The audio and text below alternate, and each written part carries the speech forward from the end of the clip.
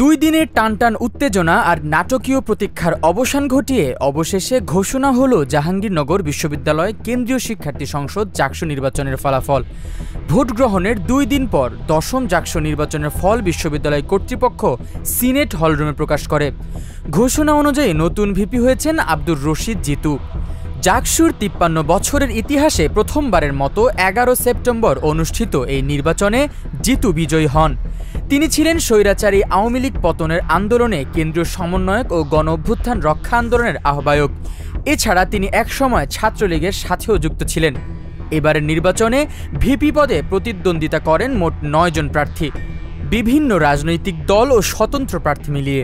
সমগ্র নির্বাচনে 11,743 জন ভোটারের মধ্যে 6,115 জন ছাত্র এবং 5,728 জন ছাত্রী তাদের ভোটাধিকার প্রয়োগ করেন।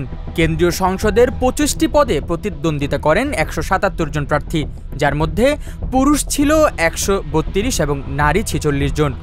ভোট গণনায় ইলেকট্রনিক মেশিন নিয়ে ছাত্রদল সহ কয়েকটি প্যানেল অভিযোগ তুললে বিশ্ববিদ্যালয়ের নির্বাচন কমিশন দীর্ঘ সময় ধরে 21টি কেন্দ্রের ফলাফল ম্যানুয়ালি ঘোষণা করে।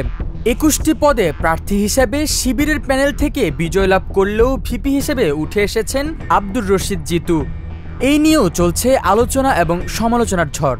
নেটিজনরা বলছেন, 21টি পদে শিবিরের প্যানেল থেকে বিজয় লাভ করলে কিভাবে স্বতন্ত্র একটি প্রার্থী থেকে ভিপি পদে উঠে আসে Abdur Rashid Jitu. Nabil Adnan, desk report, H news.